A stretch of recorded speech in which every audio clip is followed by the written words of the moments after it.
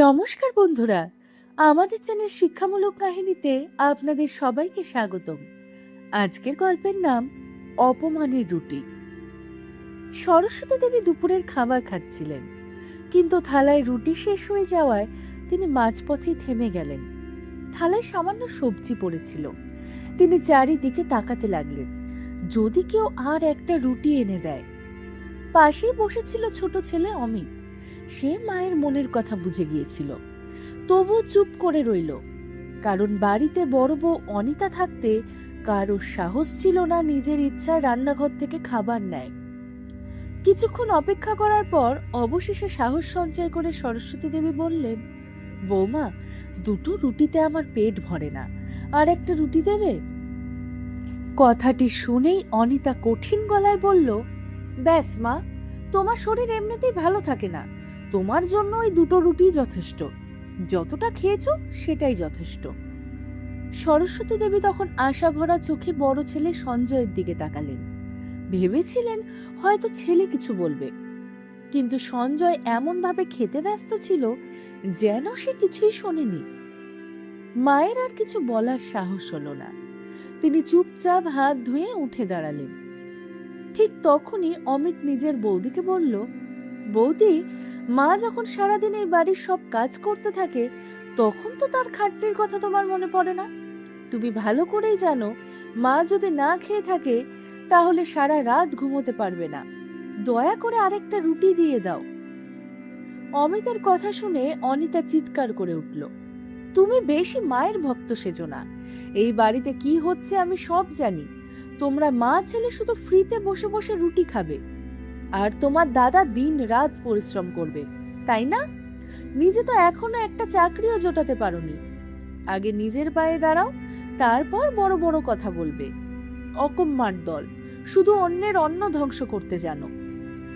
বৌদি এই অপমানজনক কথায় অমিতের খুব কষ্ট হলো, কিন্তু সে কোনো উত্তর দিল না, শুধু মায়ের দিকে তাকালো। সরস্বতী দেবীর চোখেও তখন জল। মায়ের খিদে সে আর সহ্য করতে পারল না। নিজের থালা থেকে একটি রুটি তুলে মায়ের থালায় রেখে বলল, মা, এটা তুমি খেয়ে নাও, আজ আর আমার খেতে ইচ্ছে করছে না, এই রুটিতেই হয়ে যাবে। এই দেখে অনিতা আরো রেগে গেল। সে সরস্বতী দেবীর থালা থেকে রুটিটা তুলে উঠোনে ছুঁড়ে ফেলে দিল। বলল, আমার কথা কি বুঝতে অসুবিধা হচ্ছে? আমি যখন বলেছি আর একটা রুটি খাওয়া যাবে না, তার মানে যাবে না। এবার দুজনই না খেয়ে থাকো, বড় এসেছে মায়ের পক্ষ নিতে।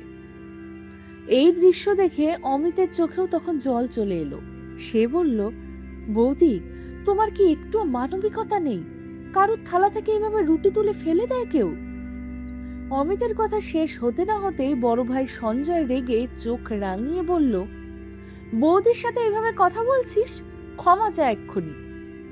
অমিত শান্ত গলায় বলল, দাদা, বৌদি যখন মায়ের সঙ্গে অন্যায় করছিল তখন তো তুই বোবা কালা হয়ে বসেছিলি। তুই তো দেখছি পুরোপুরি স্ত্রীর কথা দাস হয়ে গেছিস, নিজের মায়ের কষ্টটুকুও দেখতে পাচ্ছিস না। এতটুকু শুনেই সঞ্জয় উঠে দাঁড়িয়ে অমিতের গালে জোরে একটা চড় মারল। অনেক সহ্য করেছি তোর বাড়াবাড়ি, এবার চুপচাপ এই বাড়ি থেকে বেরিয়ে যা, না হলে আমার যে খারাপ কিন্তু আর কেউ হবে না। অমিত ব্যথা ভরা কণ্ঠে বলল, ঠিকই বলেছিস দাদা, তোর যে খারাপ মানুষ সত্যিই আর হয় না। যে নিজের চোখের সামনে মায়ের অপমান দেখে চুপ করে বসে থাকে, তার যে খারাপ আর কে হতে পারে? এই কথা শুনে সঞ্জয় আরেকটি চড় মারল এবং ধাক্কা দিয়ে অমিতকে বাড়ির বাইরে বের করে দিল। অমিত হতভম্ব হয়ে দাঁড়িয়ে রইল। সে কখনো ভাবেনি নিজের দাদা তার সঙ্গে এমন আচরণও করতে পারবে। সরস্বতী দেবী এতক্ষণ সবকিছু চুপচাপ দেখছিলেন। অবশেষে সাহস সঞ্চয় করে বললেন, সঞ্জয়, কি হয়েছে তোর? তুই তোর ভাইকে এভাবে বাড়ি থেকে বের করে দিতে পারিস না। এই বাড়িতে ওরও সমান অধিকার আছে। সঞ্জয় রাগে ফেটে পড়ে বলল, মা, যদি তোমার ছোট ছেলের জন্য এতই চিন্তা হয় তাহলে তুমিও এখনই ওর সঙ্গে চলে যাও। এই বলে সঞ্জয় নিজের মাকেও ধাক্কা দিয়ে বাড়ির বাইরে বের করে দিল। এবার অমিতের দুশ্চিন্তা আরো বেড়ে গেল। নিজের জন্য তার কোনো ভয় ছিল না। সে চাইলে ফুটপাতেও রাত কাটিয়ে দিতে পারত, কিন্তু মাকে নিয়ে সে কোথায় যাবে এখন? চোখে জল নিয়ে সে বলল, মা, তোমরা আর এভাবে বাড়ি থেকে আসা উচিত হয়নি। এটা তো বাবার বাড়ি, তোমরা সেখানেই থাকতে পারতে। আমার তো নিজের থাকারও কোনো জায়গা নেই, তোমাকে কোথায় রাখবো? ছেলের কথা শুনে সরস্বতী দেবীর চোখ ভিজে গেল। তিনি স্নেহভরা কণ্ঠে বললেন, চিন্তা করিস না বাবা, তোর সঙ্গে তোর মা আছে। ভগবান নিশ্চয়ই আমাদের জন্য কোনো না কোনো পথ বের করবেনই। হঠাৎ অমিতের মনে পড়ল তার এক বন্ধুর কথা। সে ভাবল, বন্ধুর বাড়িতে দুদিনের জন্য আশ্রয় নেই, এর মধ্যে যদি একটা ছোটখাটো চাকরি পেয়ে যাই, তাহলে একটা ভাড়া বাড়ি নিয়ে মাকে সেখানেই নিয়ে যাব। আর কোনো উপায় নেই। এই ভেবেই অমিত মাকে নিয়ে বন্ধুর বাড়িতে গেল। বন্ধু তার পরিস্থিতি বুঝতে পেরে আন্তরিকভাবে বলল, আয় আয় অমিত, তুই মাকে নিয়ে এসেছিস, কোনো চিন্তা করিস না, যতদিন ইচ্ছে এখানে থাক। অমিত লজ্জিত গলায় বলল, আমাকে শুধু দুদিন থাকতে দে, তারপর আমি চলে যাব। বন্ধু হাসি মুখে বলল, এভাবে বলছিস কেন? তুই আমার বন্ধু, যতদিন দরকার ততদিন থাক। অমিত জানতো তার বন্ধু খুব গরিব, তাই বেশি দিন সেখানে থাকলে তাদের উপর বাড়তি বোঝা হয়ে যাবে। পরদিন খুব ভোরে সে মাকে বন্ধুর বাড়িতে রেখে চাকরির খোঁজে বেরিয়ে পড়ল। সারাদিন শহরের এদিক ওদিক ঘুরেও কোনো কাজ পেল না। পরের দিনে একই অবস্থা। এবার অমিত খুব চিন্তায় পড়ে গেল। বন্ধুর কাছে সে মাত্র দুদিন সময় চেয়েছিল, অথচ দুদিন কেটে গেল, সে একটিও চাকরির ব্যবস্থা করতে পারল না। তৃতীয় দিন সকালে সে মনে মনে সিদ্ধান্ত নিল, আজ শেষবারের মতো চাকরি খুঁজব, যদি কাজ পাই তাহলে ভালো, আর না পেলে মাকে নিয়ে বন্ধুর বাড়ি ছেড়ে চলে যাব, তারপর যা হওয়ার ভগবানের ইচ্ছেতেই হবে। এই বিশ্বাস নিয়েই অমিত আবার বেরিয়ে পড়ল নতুন কাজের সন্ধানে। দুপুর গড়িয়ে গেল, কিন্তু এত চেষ্টা করেও কোথার থেকে কোনো ভালো খবর মিলল না। ক্লান্ত ও বিধ্বস্ত অমিত রাস্তার ধারে বসে পড়ল। ঠিক তখনই তার চোখে পড়ল দেওয়ালে লাগানো একটি বিজ্ঞাপন। সেখানে লেখা ছিল, একটি হাসপাতালে পিয়নের প্রয়োজন, মাসিক বেতন ৬,০০০ টাকা, থাকা ও খাওয়া বিনামূল্যে। বিজ্ঞাপনটি পড়ে অমিতের চোখ ভিজে উঠল। সে মনে মনে বলল, শেষে এই কাজ করতে হবে, MBA পাশ করে কি তাহলে পিয়নের কাজ করব? তার বুকটা যেন ভেঙে চুরমার হয়ে গেল। কিন্তু ঠিক সেই মুহূর্তেই মায়ের মুখটা চোখের সামনে ভেসে উঠল। আর এক মুহূর্ত দেরি না করে সে উঠে দাঁড়ালো এবং বিজ্ঞাপনে দেওয়া ঠিকানায় পৌঁছে গেল। হাসপাতালে গিয়ে অমিত কর্মচারীদেরকে বলল যে সে পিয়নের চাকরির জন্য এসেছে। তার কথা শুনে সবাই অবাক হয়ে তার দিকে তাকিয়ে রইল। তার চেহারা দেখে মনে হচ্ছিল সে কোনো শিক্ষিত ও ভদ্র পরিবারের ছেলে। তবুও কেউ কিছু না বলে তাকে ইন্টারভিউয়ের জন্য ডাক্তারের কেবিনে পাঠিয়ে দিল। ডাক্তার অমিতের বায়োডাটা দেখে বিস্মিত হয়ে বললেন, তুমি তো MBA পাশ করেছো, তারপরও পিয়নের চাকরি করতে চাও? এই কাজ তো সাধারণ অশিক্ষিত বা অল্প শিক্ষিত মানুষের জন্য, তাদের কঠোর পরিশ্রম করে জীবিকা নির্বাহ করতে হয়। বলো তো, তুমি এই কাজ করতে চাইছো কেন? এই প্রশ্ন শুনে অমিতের চোখে জল এসে গেল।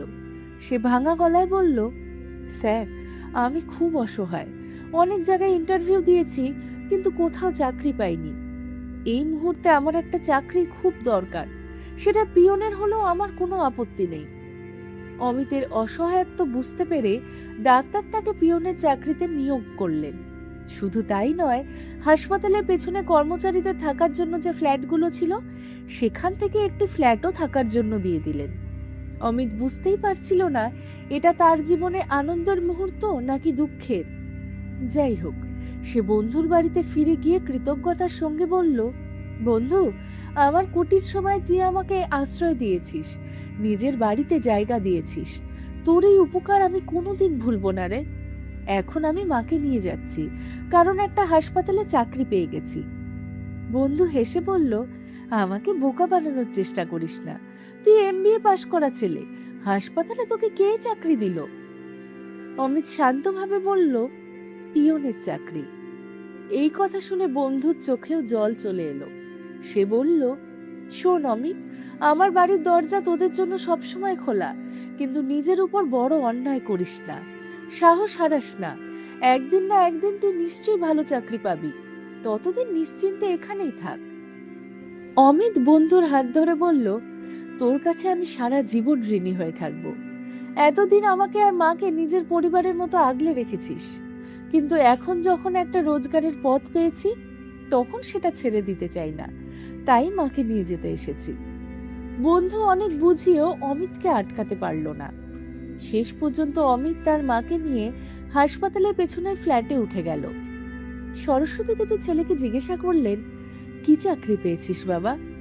অমিত হেসে বলল, মা, অফিসে বসে কম্পিউটারে হিসেব নিকেশের কাজ করব। এই কথা শুনে সরস্বতী দেবী নিশ্চিন্ত হলেন। আসলে অমিত সত্যিটা বলতে পারল না, কারণ সে জানতো সত্য জানলে মা ভীষণ দুশ্চিন্তা করবেন আর তার রক্তচাপ বেড়ে যাবে। তাই মায়ের মুখে হাসি ফোটাতে সে মিথ্যে কথাই বলল। পরের দিন থেকে প্রতিদিন সকালে সে হাসপাতালে কাজে যেতে থাকলো। অমিত নিষ্ঠার সঙ্গে হাসপাতালের প্রতিটি কোণা পরিষ্কার করত। কাজ করতে করতে ভাবত, হয়তো এটাই আমার ভাগ্যে লেখা ছিল। মানুষ তো নিজের ভাগ্য নিয়েই বাঁচে। হয়তো আমার কপালে এই দারিদ্র আর সামান্য বেতনের চাকরিটাই ছিল। আমি অকারণে বড় বড় চাকরির স্বপ্ন দেখছিলাম। 1 মাস কেটে গেল। মাসের শেষে ডাক্তার তাকে নিজের কেবিনে ডেকে বললেন, তোমার বিরুদ্ধে কারোর কোনো অভিযোগ নেই, বরং সবাই তোমার কাজের প্রশংসা করছে। তাই 6,000 টাকার বদলে আমি তোমাকে 6,100 টাকা দিচ্ছি। অমিত আনন্দে আপ্লুত হয়ে গেল। সে কৃতজ্ঞতার সঙ্গে বলল, ডাক্তারবাবু, আপনার এই উপকার আমি কোনো দিন ভুলব না। আমার সবচেয়ে কঠিন সময়ে আপনি আমাকে ভরসা দিয়েছেন। এই বলে সে বেতন হাতে নিয়ে কেবিন থেকে বেরিয়ে গেল। করিডোরে দাঁড়িয়ে সে বারবার টাকাগুলো গুনতে লাগলো। তার চোখে জল এসে গেল। বাবা মারা যাওয়ার পর এই প্রথম সে একসঙ্গে এতগুলো টাকা হাতে পেল। অনেক দিন ধরে সে 500 টাকার নোটও দেখার সুযোগ পায়নি। সে ভাবতে লাগলো, আজ সবার আগে বাড়ির জন্য চাল ডাল আর বাজার করব। অনেক দিন ধরে খাওয়ার খুব কষ্ট হচ্ছে, এবার মাকে ভালো করে খাওয়াবো। ঠিক তখনই সে টাকাগুলো পকেটেই রাখতে যাবে, এমন সময় এক অসহায় মহিলা তার সামনে এসে দাঁড়ালেন। দুহাত জোর করে কান্না ভেজা কণ্ঠে বললেন, বাবা, ভগবানের দোহাই, আমাকে একটু সাহায্য করো। আমার ছেলে দুর্ঘটনা ঘটেছে, অপারেশনের জন্য অনেক টাকা দরকার, কিন্তু আমার কাছে কিছুই নেই।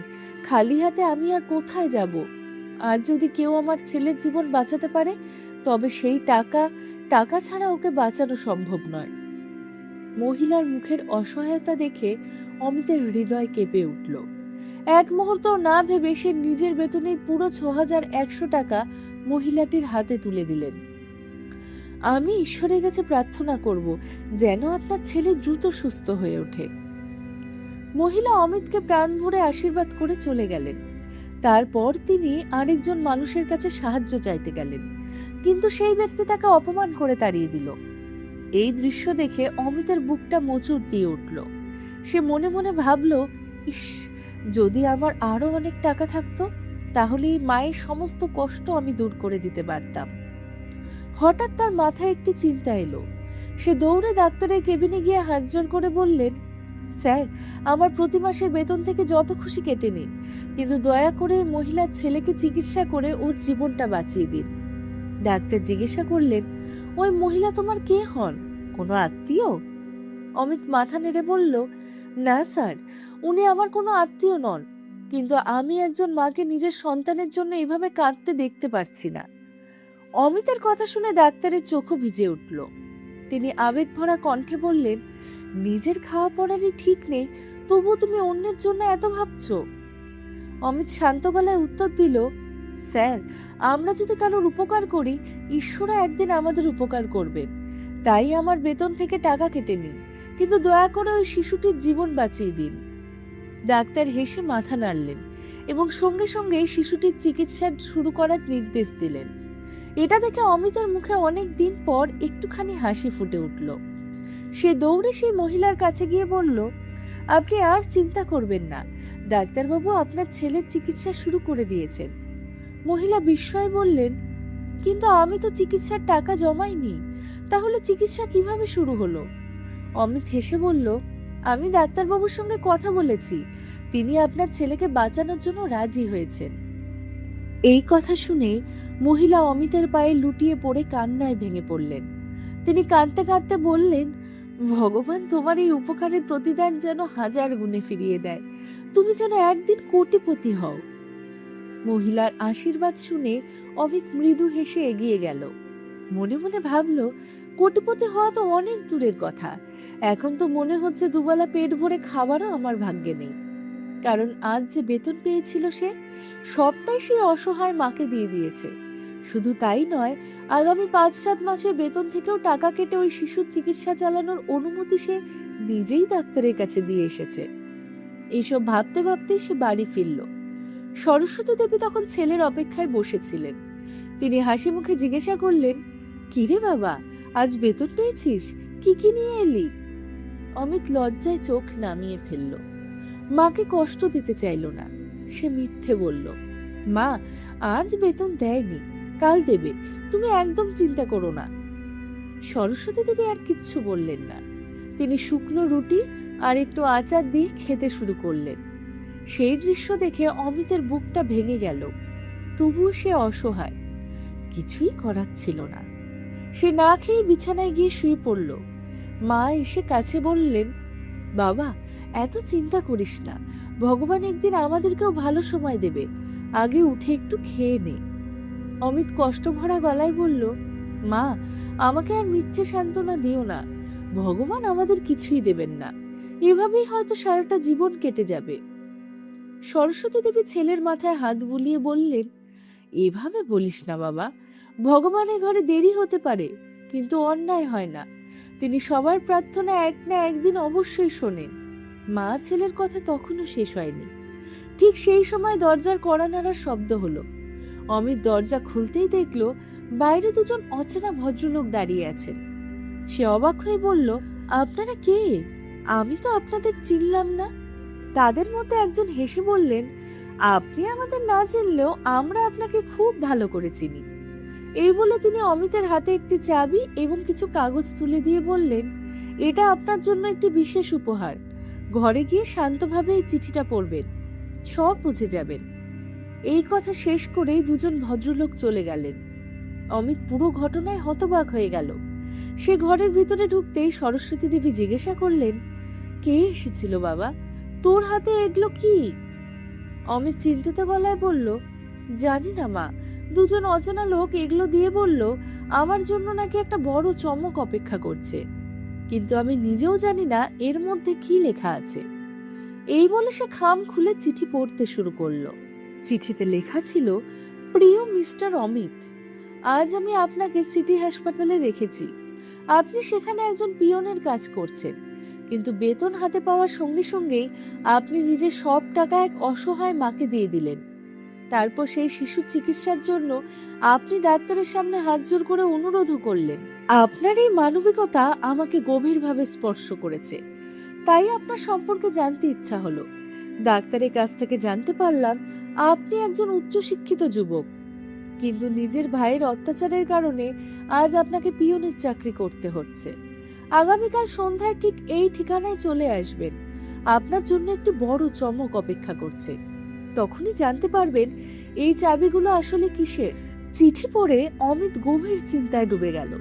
সে ভাবতে লাগলো, কি হতে পারে এই মানুষটি, আমাকে কেন ডাকছে?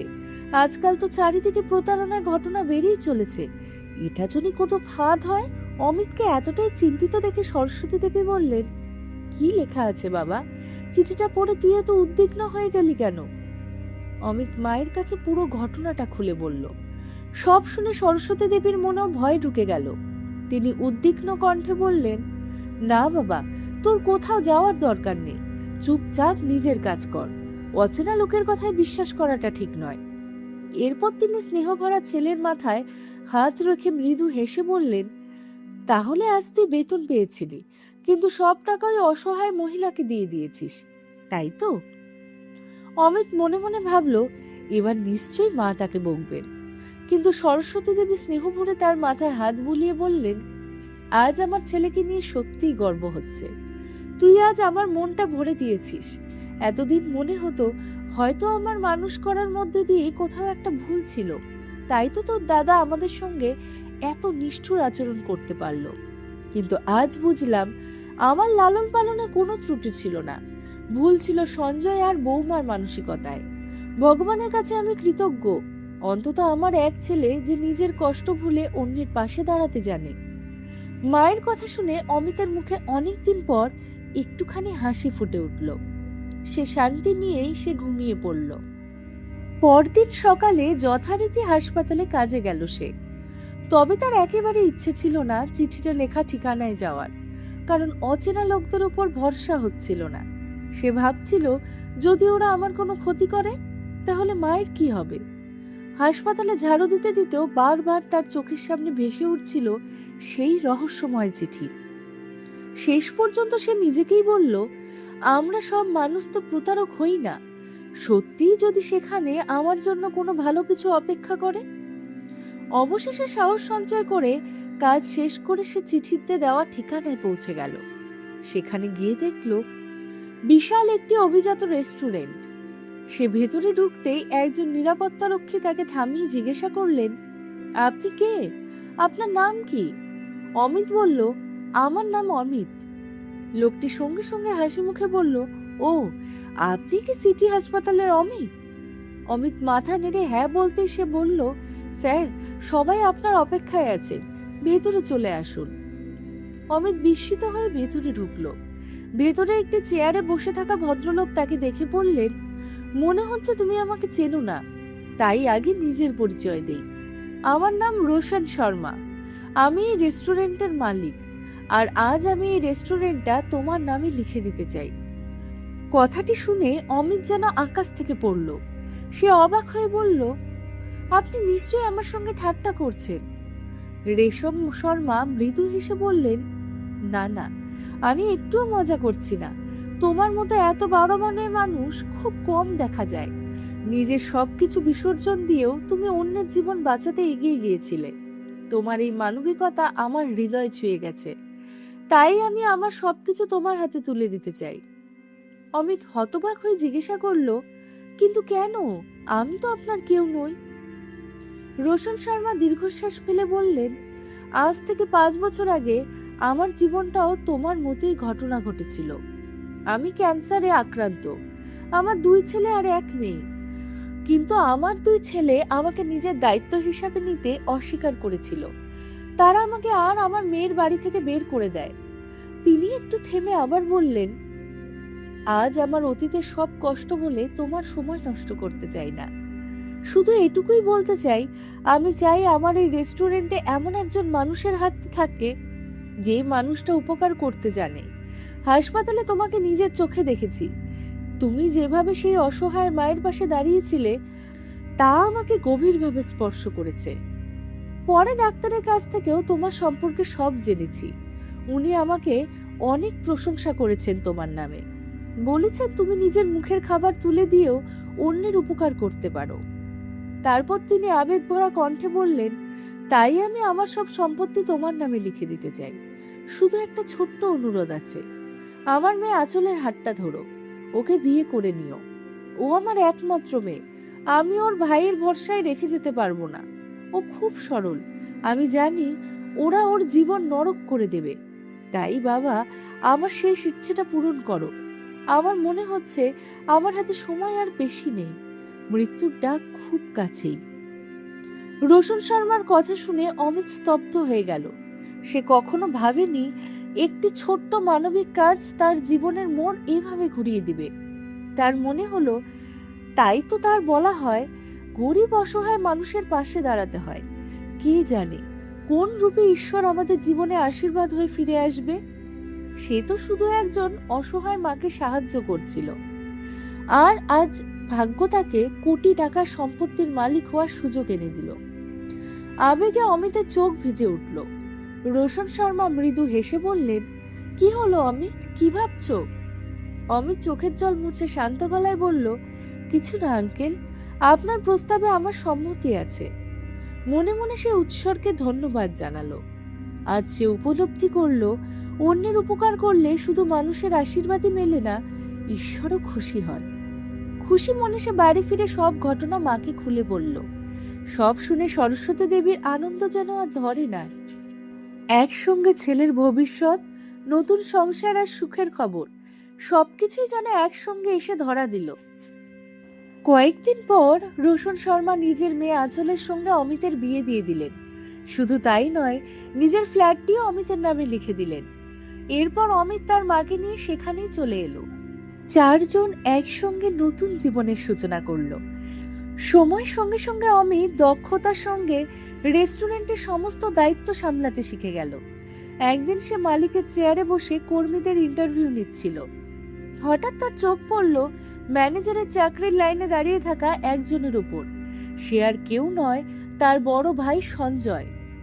অন্যদিকে সঞ্জয়ও নিজের ছোট ভাইকে মালিকের আসনে দেখে হতবাক হয়ে গেল। কিছুক্ষণ পর অমিত নিজের কেবিনে ঢুকতেই সঞ্জয় তার পেছনে এসে বলল, অমিত, এসব কিভাবে হলো? অমিত শান্ত কিন্তু দৃঢ় কণ্ঠে বলল, আমি এখন এই প্রতিষ্ঠানের মালিক, তাই আমাকে অমিত নয় স্যার বলে ডাকাই উচিত। এই কথা শুনে সঞ্জয়ের মুখ শুকিয়ে গেল। সে মিনতি করে বলল, আমি তো তোর বড় ভাই, পুরনো সব কথা ভুলে যাই।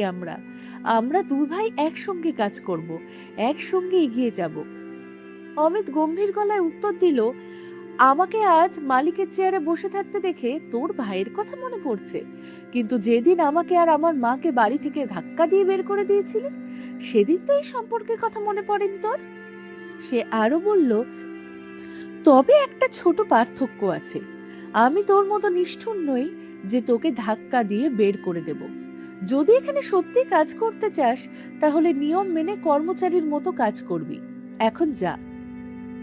সঞ্জয় মাথা নিচু করে নিঃশব্দে কেবিন থেকে বেরিয়ে গেল।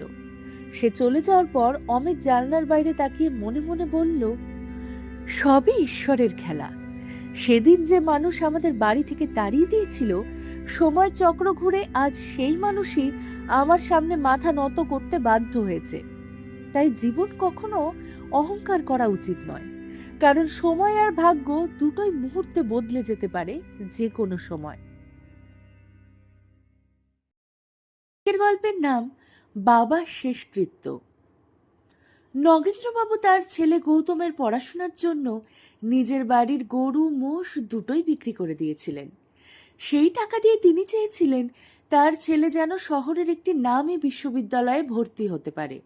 তার একটাই স্বপ্ন ছিল, গৌতম মন দিয়ে পড়াশোনা করবে এবং একদিন একজন বড় ডাক্তার হবে। গৌতম বাবাকে বলেছিল, বাবা, আমি একদিন তোমার মাথা গর্বে উঁচু করে দেব। ছেলের কথা শুনে নগেন্দ্রবাবু মৃদু হেসে তার কাঁধে হাত রেখে বলেছিলেন, শুধু মন দিয়ে পড়াশোনা করিস বাবা, কারণ আমি আমার জীবনটা পুরোটাই তোরকে মানুষ করার জন্য উৎসর্গ করে দিয়েছি। গ্রামের বাড়ির উঠোনে আজ আর গরু মোষের দেখা নেই। গোয়াল ঘরটা ফাঁকা পড়ে আছে। পুরো বাড়িটাই যেন হঠাৎ নিস্তব্ধ হয়ে গেছে। পরের দিন সকালে যখন আর গরুর দুধ দোয়ানোর জন্য কেউ এলো না, তখন নগেন্দ্রবাবুর স্ত্রী সাবিত্রী দেবী গভীরভাবে একটা দীর্ঘশ্বাস ফেললেন, কিন্তু মুখে কিচ্ছু বললেন না। সন্ধ্যায় নগেন্দ্রবাবু স্ত্রীকে বললেন, জানো সাবিত্রী, কাল মাঠের পাশ দিয়ে যাবার সময় মনে হলো আমাদের গরু আর মোষ যেন দূর থেকে দাঁড়িয়ে আমার দিকে তাকিয়ে আছে। আমি তো ওদের শুধু বিক্রি করেছিলাম, কিন্তু মনে হলো আমার হৃদয়ের একটা অংশও যেন ওদের সঙ্গে চলে গেছে। সাবিত্রী দেবী চুপচাপ তার হাতটা ধরে বললেন, হৃদয়ও তো প্রাণের সঙ্গে জড়িয়ে থাকে, সেটা কি আর এত সহজে মন থেকে বেরিয়ে যায়? অন্যদিকে বিশ্ববিদ্যালয়ে ভর্তি হওয়ার পর প্রথম বক্তৃতায় গৌতম বলেছিল, আমার নাম গৌতম, আমার বাবা একজন কৃষক। তিনি নিজের স্বপ্নকে বিসর্জন দিয়েছেন যাতে আমি আমার স্বপ্ন পূরণ করতে পারি। আজ আমি প্রতিজ্ঞা করছি, একদিন আমিও আমার বাবার মাথা গর্বে উঁচু করব। গৌতমের কথা শুনে পুরো হলঘর করতালিতে মুখর হয়ে উঠেছিল। কিন্তু এদিকে নগেন্দ্রবাবুর মন আর আগের মতো ছিল না। তিনি বুঝতে শুরু করেছিলেন, এতদিন পর্যন্ত তো শুধু একটা গরু আর একটা মোষ বিক্রি হয়েছে, কিন্তু সামনে ছেলের স্বপ্ন পূরণ করতে আরও কি কি বিক্রি করতে হবে কে জানে। এই প্রশ্নটা তার মনে গভীরভাবে গেঁথে গিয়েছিল।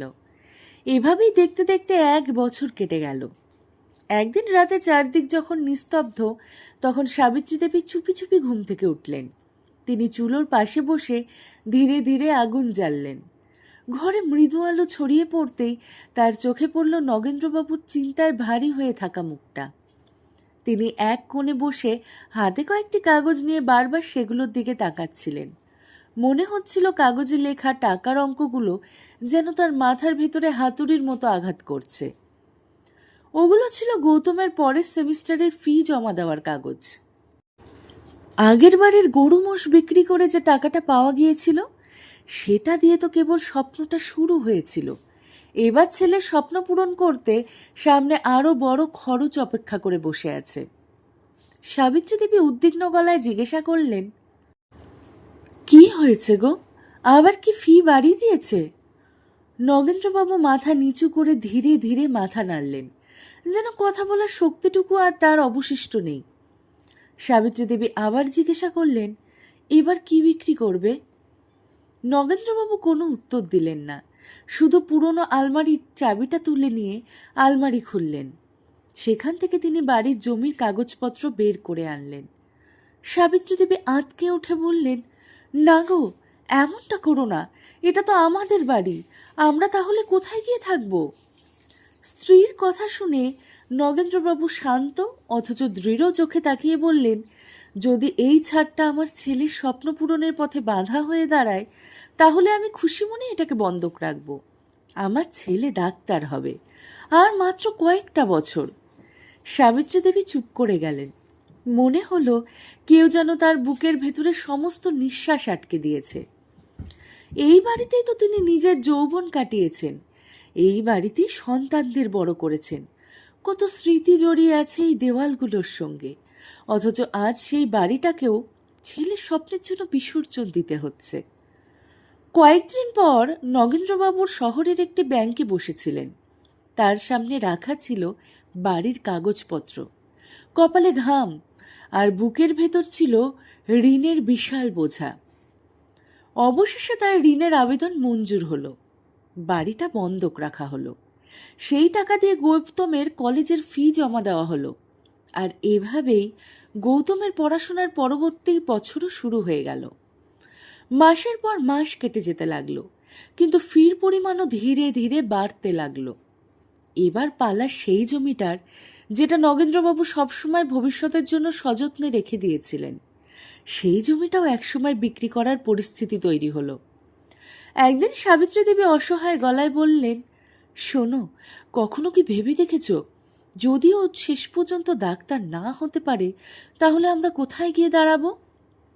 কথাটা শুনেই নগেন্দ্রবাবু দৃঢ় গলায় বললেন, ও অবশ্যই ডাক্তার হবে সাবিত্রী, আমার ঈশ্বরের উপর, আমার ছেলের পরিশ্রমের উপর সম্পূর্ণ বিশ্বাস আছে। একদিকে গৌতমের ফোন এলো। সে বলল, বাবা, কলকাতায় একটা মেডিকেল সেমিনার হচ্ছে, সেখানে যাওয়াটা আমার জন্য খুব জরুরি, খরচটা সম্ভব হবে কি? নগেন্দ্রবাবু কিছুক্ষণ চুপ করে রইলেন, তারপর মাথা নিচু করে বললেন, হ্যাঁ বাবা, তুই চিন্তা করিস না, হয়ে যাবে। অথচ তখন তার পকেটে পড়েছিল মাত্র 2,000 টাকা। ছেলের জন্য টাকা জোগাড় করতে তিনি আবার বাজারে গেলেন, পুরনো বাসনপত্র বিক্রি করলেন, এমনকি নিজের পোষা ছাগলের বাচ্চাটাকেও বিক্রি করে দিলেন। সেই টাকা গৌতমের কাছে পাঠিয়ে দিলেন। এবার গ্রামের মানুষজনও কথা বলতে শুরু করলো। কেউ বলল, নগেন্দ্র তো ছেলের স্বপ্নের পিছনে পাগল হয়ে গেছে। কেউ বা আবার বলল, ছেলেকে ডাক্তার বানাতে গিয়ে নিজের সব কিছুই তো বিক্রি করে দিচ্ছে। কিন্তু এসব কথার কোনো কিছুই নগেন্দ্রবাবুকে থামাতে পারল না, কারণ তার কাছে নিজের সম্পত্তি, টাকা পয়সা কিংবা আরাম আয়েশের চেয়ে বড় ছিল একটাই জিনিস, তার ছেলের স্বপ্ন। কেউ কেউ দুঃখ করে বলতো, ভগবান করুন গৌতম যেন সত্যিই ডাক্তার হতে পারে, না হলে নগেন্দ্র সব কিছুই তো শেষ হয়ে যাবে। সাবিত্রী দেবী ইদানিং প্রায়ই চুপচাপ থাকতেন, তার মুখে সবসময় দুশ্চিন্তার ছাপ লেগে থাকত। স্ত্রীর এই অবস্থা দেখে নগেন্দ্রবাবু মনে মনে প্রার্থনা করতেন, হে ভগবান, আমার এই আত্মত্যাগ যেন বিফলে না যায়। এবার সেই সময়ও এসে গেল যখন শেষ জমিটুকুও বিক্রি করতে হবে। শেষ জমির কাগজ সই করার সময় নগেন্দ্রবাবুর হাত পর্যন্ত কাঁপছিল, যেন তিনি শুধু জমির কাগজে সই করছেন না, নিজের জীবনের শেষ সম্বলটুকুও ছেড়ে দিচ্ছেন। গৌতম যখন জানতে পারল যে তার বাবা শেষ জমিটুকু বিক্রি করে দিয়েছেন, তখন তার এক মুহূর্তের জন্য মুখটা ফ্যাকাশে হয়ে গেল, কিন্তু পরক্ষণেই নিজেকে সামলে নিয়ে বলল, বাবা, আমি তোমাকে নিরাশ করব না। অবশেষে গৌতমের শেষ পরীক্ষার প্রস্তুতিও শেষ হলো। নগেন্দ্রবাবু অনেক আশীর্বাদ আর প্রার্থনা নিয়ে ছেলেকে পরীক্ষার জন্য বিদায় দিলেন, কিন্তু তার মনের ভেতর তখন অজানা এক ভয় বাসা বেঁধেছিল। পরীক্ষার শেষ দিন। গৌতমের হাত ঘামে ভিজে যাচ্ছিল, বুকের ভেতরে অদ্ভুত এক অস্থিরতা। সে জানত এটা শুধু একটা পরীক্ষা নয়, এই পরীক্ষার ফলের উপর নির্ভর করছে তার বাবার বছরের পর বছরের ত্যাগ, কষ্ট আর স্বপ্ন। এমন এক স্বপ্ন যার জন্য নগেন্দ্রবাবু নিজের জীবনের সমস্ত সঞ্চয়, সম্পত্তি, এমনকি নিজের শান্তিটুকুও বিসর্জন দিয়েছিলেন। কিন্তু ভাগ্যের কলম কখনো কখনো মানুষের আঁকা স্বপ্নের রং একেবারে মুছে দেয়। পরীক্ষা শেষ হওয়ার পরদিন রাত, সপ্তাহ সবকিছু যেন থমকে গিয়েছিল। নগেন্দ্রবাবু প্রতিদিন গৌতমকে ফোন করতেন, বাবা, পরীক্ষা কেমন চলছে? প্রতিবারই গৌতম ধীর গলায় বলতো, বাবা, ঈশ্বর ভালো করবেন। নগেন্দ্রবাবু বুঝতে পারছিলেন কিছু একটা তো ঠিক নেই। সাবিত্রী দেবীও আগের মতো শান্ত ছিলেন না, সারাক্ষণ দুশ্চিন্তায় ডুবে থাকতেন। একদিন তিনি স্বামীকে বললেন, যদি ভগবান আমাদের এই ত্যাগের ফল না দেন তাহলে? নগেন্দ্রবাবু কিছুক্ষণ চুপ করে থেকে শুধু বললেন, তারপর যা হবে সবই ভগবানের ইচ্ছে। অবশেষে ফল প্রকাশের দিন এলো। গৌতম তার বন্ধুদের সঙ্গে কম্পিউটারে ফলাফল দেখছিল। নামের তালিকায় একের পর এক নাম আসতে লাগলো, কিন্তু সেখানে গৌতমের নাম কোথাও নেই। এক মুহূর্ত তার বুকটা যেন ধসে গেল। মনে হলো কেউ যেন তার শরীর থেকে প্রাণটুকু বের করে নিয়েছে। বন্ধুরা তাকে সান্ত্বনা দেওয়ার চেষ্টা করলো, কিন্তু গৌতম জানত তার জন্য তার বাবা সব কিছু বাজি রেখেছে। আজ তার সেই স্বপ্নটাই যেন মাটির নিচে চাপা পড়ে গেল। সেদিনটা গৌতমের জীবনের সবচেয়ে ভারী দিনগুলোর একটি হয়ে উঠল। সে বাবাকে ফোন করল, কিন্তু মুখ দিয়ে কোনো কথা বের হচ্ছিল না, গলা যেন আটকে যাচ্ছিল। অবশেষে কোনো রকমে সে বলল, বাবা, আমি পাশ করতে পারিনি। কথাটা শুনে নগেন্দ্রবাবুর মুখটা নিস্তব্ধ হয়ে গেল, কিন্তু কিছুক্ষণ পর নিজেকে সামলে নিয়ে তিনি বললেন, ঠিক আছে বাবা, ঈশ্বর নিশ্চয়ই তোর জন্য আরও ভালো কিছু ব্যবস্থা করে রেখেছেন।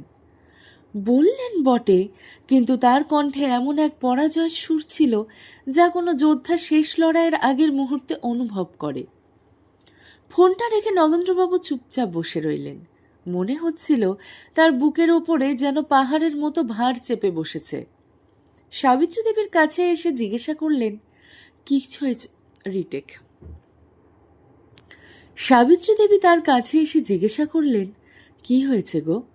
নগেন্দ্রবাবু ধীরে ধীরে বললেন, গৌতম ফেল করল। কথাটা শুনেই সাবিত্রী দেবী সেখানেই বসে পড়লেন। মনে পড়ল কেউ যেন তার পায়ের তলা থেকে রিটেক। নগেন্দ্রবাবু ধীরে ধীরে বললেন, গৌতম ফেল করেছে।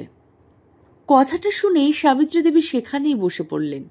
মনে হলো কেউ যেন তার পায়ের তলা থেকে মাটিটাই সরিয়ে নিয়েছে। তিনি কাঁপা গলায় জিজ্ঞাসা করলেন, এখন আমরা কি করব গো? নগেন্দ্রবাবু দীর্ঘশ্বাস ফেলে বললেন, জানি না সাবিত্রী, হয়তো কোনো একটা চাকরি খুঁজে নেবে। কয়েকদিন পর গৌতমের ফোন এলো। সে বলল, বাবা, একটা হাসপাতালে ছোটোখাটো চাকরি পেয়েছি। বেতন খুব বেশি নয়, কিন্তু কিছু না থাকার চেয়ে তো ভালো। নগেন্দ্রবাবু জোর করে মুখে হাসি এনে বললেন, ভালো হয়েছে বাবা, কোনো কাজই ছোট নয়। কিন্তু তার মন তখন নীরবে বলছিল, যে দামে আমি এই স্বপ্নটা কিনেছিলাম তার পরিণতি তো এমন হওয়ার কথা ছিল না। নগেন্দ্রবাবু আর তার স্ত্রী সাবিত্রী দেবী সিদ্ধান্ত নিলেন পুরনো ক্ষতগুলোকে পেছনে ফেলে নতুন করে জীবন শুরু করার চেষ্টা করবেন। কিন্তু তাদের আর কিছুই অবশিষ্ট ছিল না। একদিন তারা নিজেদের পুরনো বাড়ির দরজায় তালা লাগালেন। তারপর নগেন্দ্রবাবু একবার পিছনে ফিরে সেই দরজাটার দিকে তাকালেন। এই দরজার ওপারেই তো তাদের পুরো জীবন কেটে গেছে। কত সুখ, কত দুঃখ, কত স্মৃতি, সব কিছু যেন সেই বাড়ির দেওয়ালের মধ্যেই বন্দী হয়ে রইল। শহরে গৌতম একটি ছোট্ট ভাড়ার ব্যবস্থা করলো এবং বাবা মাকেও সেখানে নিয়ে এলো। শহরের সেই ছোট্ট ফ্ল্যাটে সব কিছুই ছিল নতুন, কিন্তু তাদের হৃদয়ের ভেতরের ক্ষতগুলো বহু পুরনো ছিল। নগেন্দ্রবাবু প্রায়ই জানলার পাশে বসে বাইরে ছুটে চলা গাড়িগুলোর দিকে তাকিয়ে থাকতেন। তিনি ভাবতেন যে জীবনটা একসময় খোলা মাঠের মাঝে হাসি আনন্দে কেটে যেত, সেই জীবনটাই আজ চার দেওয়ালের মধ্যে বন্দী হয়ে গেছে। গ্রামের সকাল আর শহরের সকাল যেন সম্পূর্ণ আলাদা। এখানে নেই মাটির গন্ধ, নেই পাখিদের মিষ্টি ডাক, নেই ভোরের সেই শান্ত পরিবেশ। এখানে দিনের শুরু হয় গাড়ির হর্ন, মানুষের ব্যস্ততা আর মোবাইলের আলোয়। এদিকে গৌতম নিজের চাকরি নিয়ে ব্যস্ত হয়ে পড়েছিল।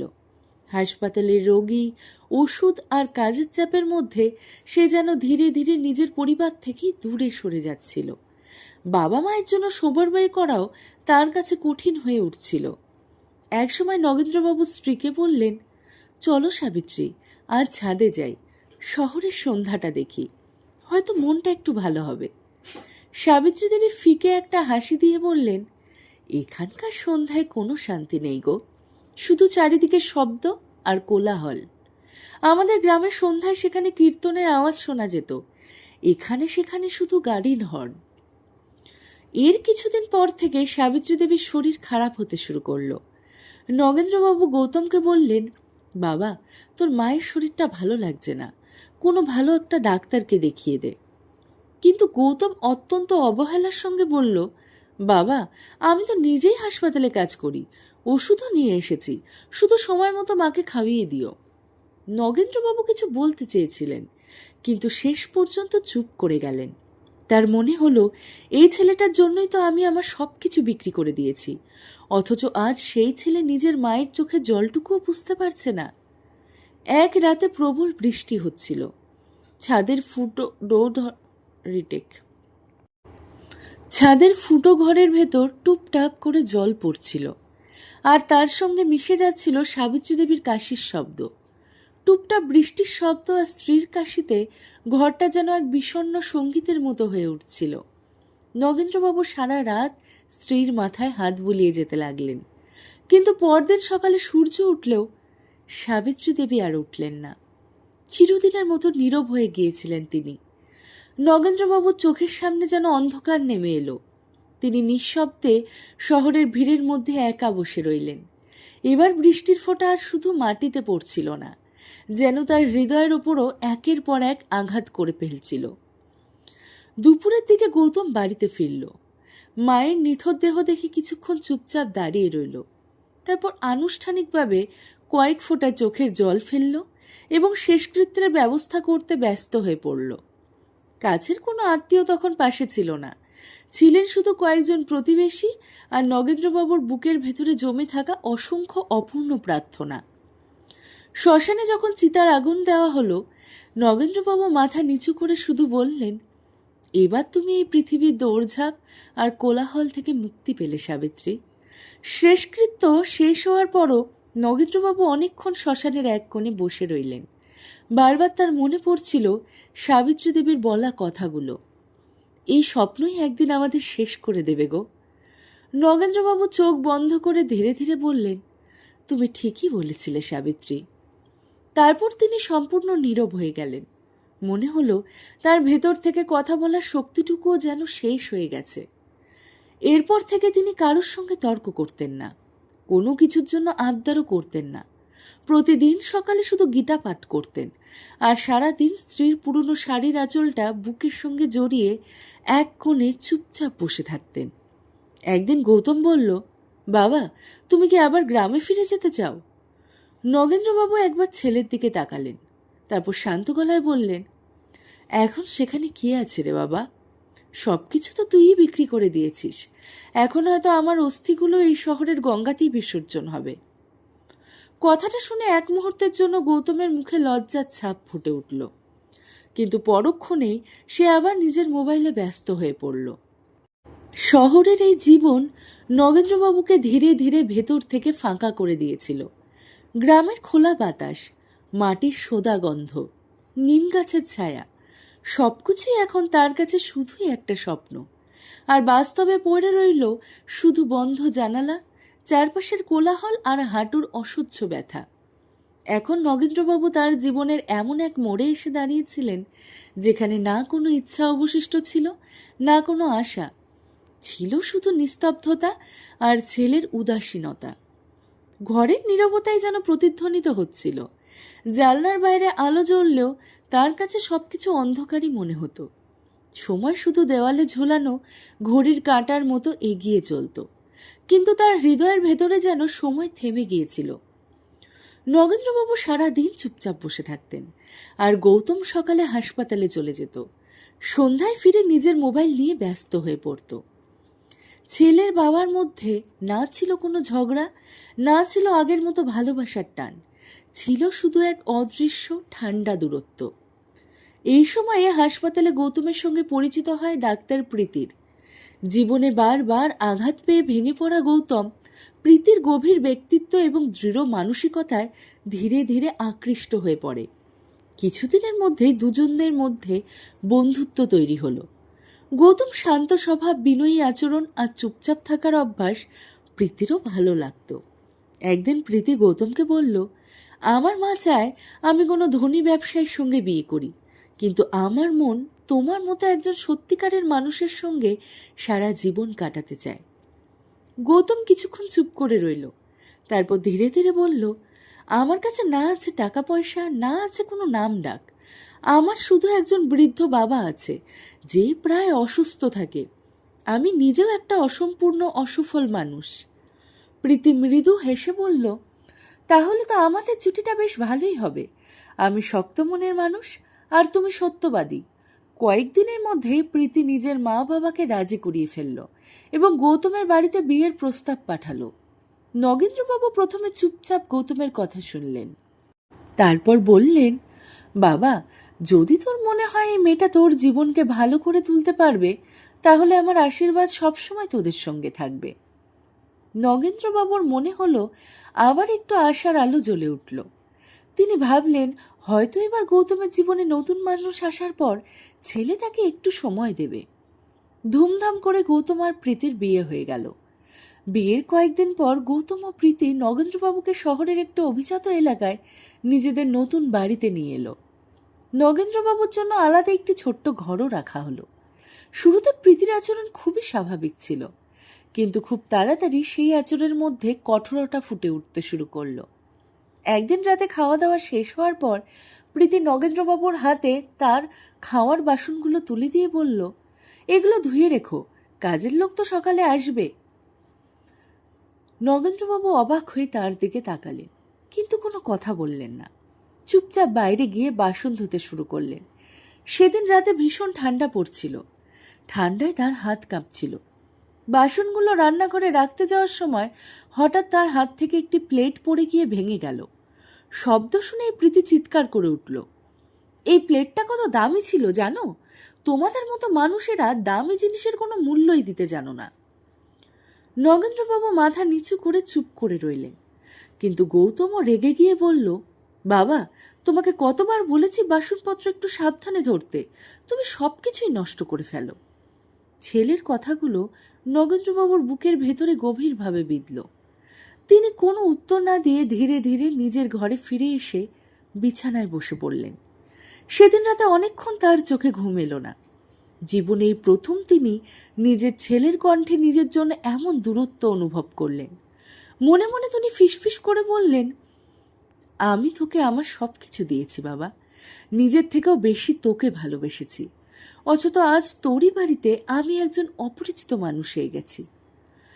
এক সময় নগেন্দ্রবাবুর উপস্থিতিতে বাড়ির আশীর্বাদ বলে মনে করা হতো, আর আজ সেই মানুষটার অস্তিত্বই যেন হয়ে উঠছিল সবার কাছে এক অনাকাঙ্ক্ষিত বোঝা। গৌতম প্রতিদিন সকালে তাড়াতাড়ি কাজে বেরিয়ে যেত, আর প্রীতিও ধীরে ধীরে নিজের আসল রূপ দেখাতে শুরু করলো। এখন আর সে কোনো দয়া, মায়া কিংবা লোকলজ্জার ধার ধারত না। নগেন্দ্রবাবুর নীরবতাকে সে তার দুর্বলতা বলে মনে করতে শুরু করেছিল। একদিন নগেন্দ্রবাবুর পুরনো খাটটা ভেঙে গেল। তার কোমরের ব্যথা অসহ্য হয়ে উঠল। তিনি প্রীতিকে খুব বিনয়ের সঙ্গে বললেন, বৌমা, যদি নতুন খাট কিনে না দিতে পারো তাহলে অন্তত পুরনো গদিটা বদলে দিও, কোমরে খুব ব্যথা হয়। কথাটা শুনে প্রীতি রাগী চোখে তাকিয়ে বলল, এটা কোনো দান খয়রাতির জায়গা নয়। এখানে যদি থাকার সুবিধা ভালো না লাগে তাহলে বৃদ্ধাশ্রমে চলে যাও, সেখানে তোমার মতো অনেক মানুষই থাকে। কথাগুলো নগেন্দ্রবাবুর হৃদয়ে গভীর আঘাত করল। সেদিন রাতে তিনি পুরনো বাক্স খুলে স্ত্রীর সেই পুরনো ওড়নাটা বের করলেন। ওড়নার মুখের উপরে রেখে কাঁদতে কাঁদতে বললেন, তুমি তুমি যদি আজ থাকতে তাহলে এসব কিছুই হতে দিতে না। তুমি থাকলে আমার ছেলে আমাকে এভাবে অসহায় অবস্থায় দেখতে পারত না। কাঁদতে কাঁদতে তিনি দেওয়ালে মাথা ঠেকিয়ে মেঝেতে বসে পড়লেন। কাঁপা গলায় বলতে লাগলেন, আমি তোকে সব কিছু দিয়েছিলাম রে বাবা, জমি বিক্রি করেছি, বাড়ি ছেড়েছি, আমার স্ত্রীও চলে গেল, তারপরও আজ তোর কাছে আমি একটা বোঝা হয়ে গেলাম। পরের দিন সন্ধ্যায় গৌতম বাড়ি ফিরতেই আবার অভিযোগ ডালি সাজিয়ে বসল প্রীতি। আমি তোমার বাবাকে কতবার বলেছি কাপড়গুলো আলাদা করে রাখতে, অথচ সে পুরো ঘরটা নোংরা করে রাখে। হঠাৎ যদি কোনো অতিথি চলে আসে তখন কি হবে? গৌতম মাথা নেড়ে বলল, ঠিক আছে, আমি বাবাকে বুঝিয়ে দেব, তুমি চিন্তা করো না। রাতের খাবারের পর গৌতম বাবার ঘরে গেল। সে বলল, বাবা, প্রীতি যা বলছে সেটা একেবারে ভুল নয়, দয়া করে একটু নিয়ম মেনে চলো, এটা শহর, গ্রাম নয়।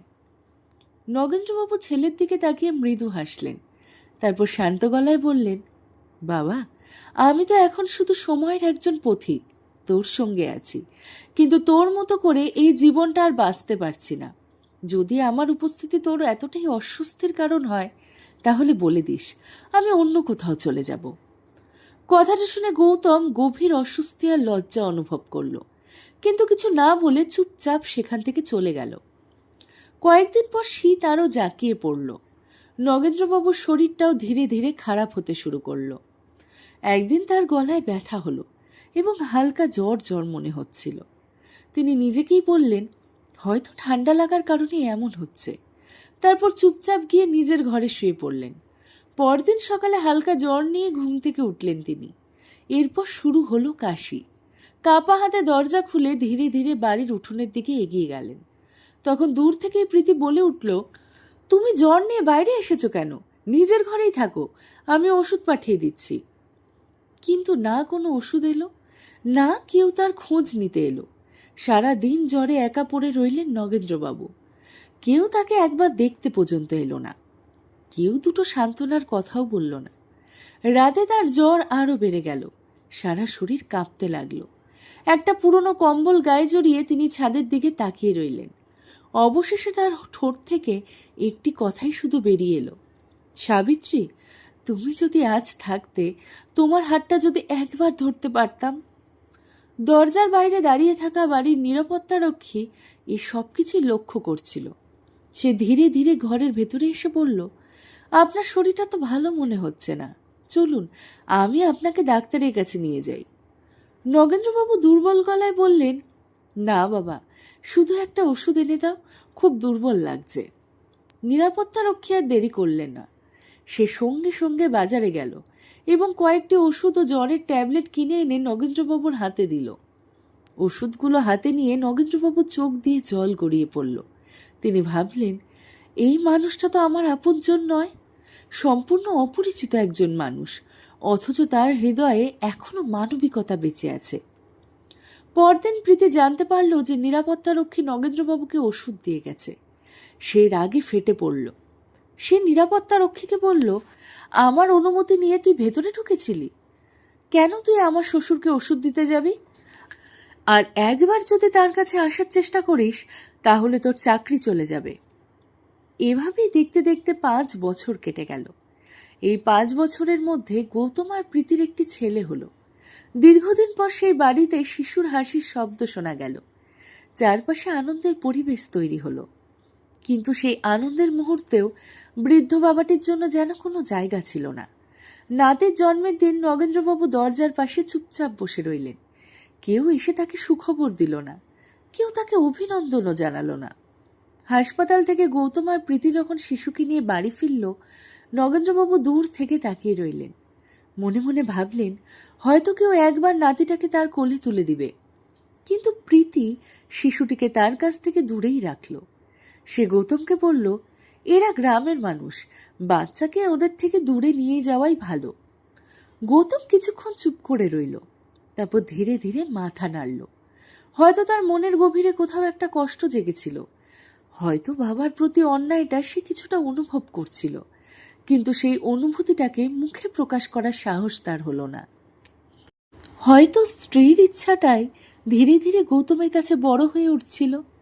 নগেন্দ্রবাবু কখনো জোর করে নাতিকে কোলে নেওয়ার চেষ্টা করেননি, শুধু প্রতি রাতে ঈশ্বরের কাছে প্রার্থনা করতেন, হে ভগবান, অন্তত স্বপ্নেও যদি নাতির মুখটা একবার দেখতে পারতাম।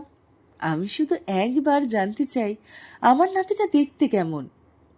কয়েকদিন পর গৌতমের সন্তান জন্ম উপলক্ষে বাড়িতে একটি বড় ভোজের আয়োজন করা হলো। পরিবারের প্রায় সকল সদস্যই নিমন্ত্রিত। বাড়ির সাজসজ্জার অনুষ্ঠানের প্রস্তুতিতে সবাই ব্যস্ত হয়ে পড়ল। সকাল থেকে প্রীতি সমস্ত আয়োজনের দায়িত্ব নিজের হাতে তুলে নিল, কিন্তু সবার আগে সে নগেন্দ্রবাবুকে বাড়ির ছাদের ঘরে পাঠিয়ে দিল। প্রীতি বলল, শোনো, আজ সারাদিন ওপরেই থাকবে, নিচে অনেক অতিথি আসবে, কেউ যদি তোমাকে দেখে ফেলে তাহলে লোকে কি ভাববে? নগেন্দ্রবাবু কোনো উত্তর দিলেন না, নীরবে হাতে ভগবদ্গীতা নিয়ে ধীরে ধীরে ছাদের দিকে উঠে গেলেন।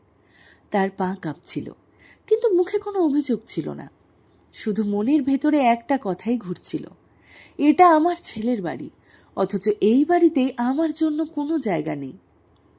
ছাদের ছোট্ট ঘরে গিয়ে তিনি আসন পেতে প্রার্থনায় বসলেন। নিচ থেকে ভেসে আসছিল আত্মীয় স্বজনের কথাবার্তা, হাসির শব্দ আর রান্না করা সুস্বাদু খাবারের গন্ধ। মনে হচ্ছিল যেন নিচে বড় উৎসব চলছে, কিন্তু নগেন্দ্রবাবুর জীবন তখন নিঃসঙ্গতা গ্রাস করছে। গৌতম আর প্রীতি নিচে অতিথিদের আপ্যায়নে ব্যস্ত ছিল। কারণ একবারও মনে পড়ল না যে বাড়ির এক কোণে তাদের বৃদ্ধ বাবা একা বসে আছেন। পরদিন সকালে সূর্য উঠল, কিন্তু বাড়ির ভেতরে ছিল অদ্ভুত এক নিস্তব্ধতা। মনে হচ্ছিল যেন কোনো অমূল্য জিনিস হারিয়ে গেছে, যেন কোনো প্রার্থনার আলো হঠাৎ নিভে গেছে।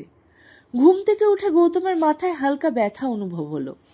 প্রীতি তখন রান্নাঘরে ব্রেকফাস্ট তৈরি করছিল, কিন্তু তাদের দুজনের কারণ মনে হলো না যে ছাদে গিয়ে বাবার একবার খোঁজ নেওয়া দরকার। দুপুর প্রায় হয়ে এলো। হঠাৎ গৌতমের মনে পড়ল, বাবা কোথায়? গতকাল থেকে বাবা হয়তো কিচ্ছু খায়নি। সে তাড়াতাড়ি সিঁড়ি বেয়ে ছাদে উঠে গেল। ছাদে গিয়ে দেখল নগেন্দ্রবাবু প্রার্থনার আসনের ওপরে নিথর হয়ে শুয়ে আছেন। গৌতম ধীরে ধীরে ডাকল, বাবা, কিন্তু কোনো উত্তর এলো না। নগেন্দ্রবাবু এই পৃথিবীর সমস্ত প্রত্যাশা, নিঃসঙ্গতা আর অবহেলা থেকে চিরদিনের জন্য মুক্ত হয়ে গিয়েছিলেন। প্রীতিও ছাদে এসে দাঁড়ালো। তার মুখে শোকের কোনো ছাপ ছিল না। একটু অপেক্ষা করে বলল, ভালোই হয়েছে, শান্তিতে চলে গেলেন, শেষ পর্যন্ত একটা বোঝা তো কমলো। এই কথা বলতে বলতে প্রীতি নিচে নেমে গেল। গৌতম কোনো কথা বলল না, শুধু মাথা নিচু করে ধীরে ধীরে ছাদ থেকে নিচে নেমে এলো। নগেন্দ্রবাবুর শেষকৃত্যের দায়িত্ব নিলেন কয়েকজন প্রতিবেশী আর সেই নিরাপত্তারক্ষী যে একসময় অসুস্থ অবস্থায় তাকে ওষুধ এনে দিয়েছিল। কাছের কোনো আত্মীয় তখন পাশে ছিল না।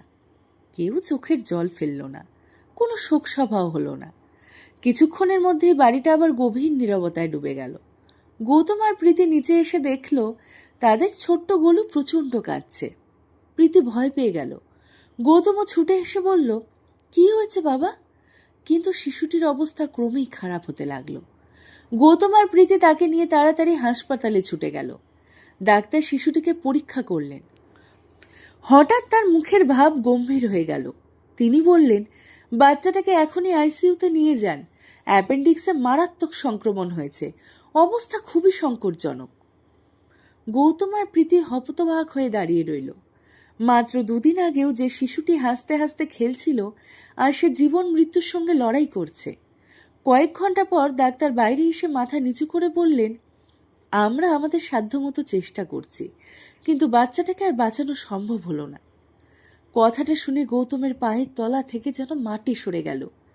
প্রীতি সেখানেই মেঝেতে বসে চিৎকার করে কেঁদে উঠল, হে কি সর্বনাশ হয়ে গেল! গৌতম দেওয়ালে হেলান দিয়ে দাঁড়িয়ে রইল। তার চোখ দিয়ে অঝরে জল গড়িয়ে পড়তে লাগলো। কিন্তু তার মনের গভীরে তখন অন্য এক ভয়ঙ্কর সত্য বারবার ধাক্কা দিচ্ছিল। সে নিজের বাবার সঙ্গে যে অন্যায় করেছিল তাই আজ ভয়ঙ্কর দুঃখ হয়ে তার জীবনে নেমে এসেছে। শ্মশানে তখন পাশাপাশি দুটো চিতা প্রস্তুত করা হলো, একটি নগেন্দ্রবাবুর জন্য, অন্যটি তার নাতি গোলুর জন্য।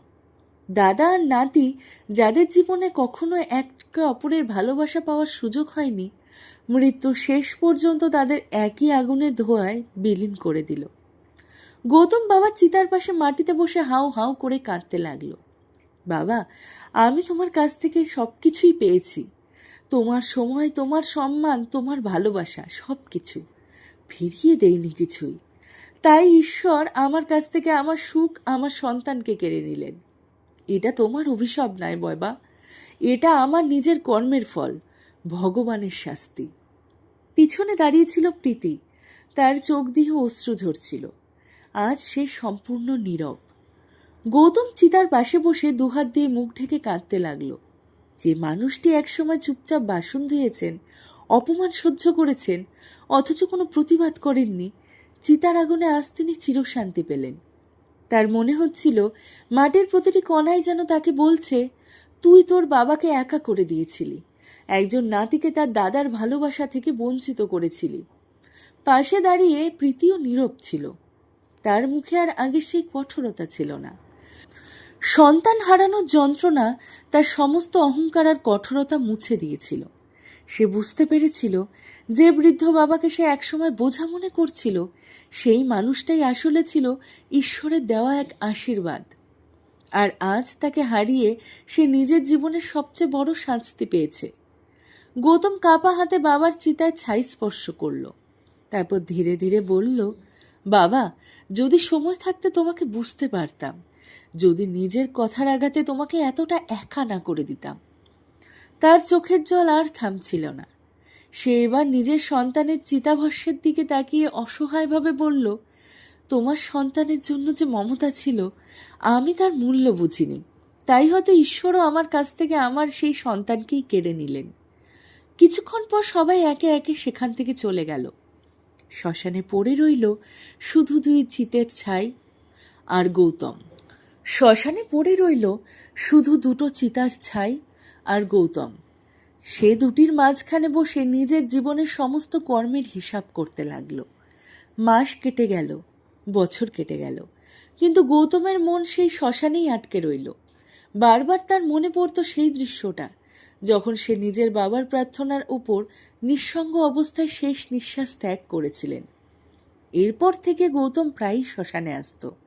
বাবার ছেলে চিতাভস্যের মাঝখানে বসে থাকত, ভাগবত গীতা পাঠ করত, চোখ বন্ধ করে শুধু একটি প্রার্থনা করত, হে প্রভু, আমার যে ভুল হয়ে গেছে, আমার এই অশ্রুর বিনিময়ে আমাকে ক্ষমা করে দিও। কিন্তু সত্যিটা হলো, মা বাবার ত্যাগের মূল্য এই পৃথিবী কখনো পুরোপুরি শোধ করতে পারে না।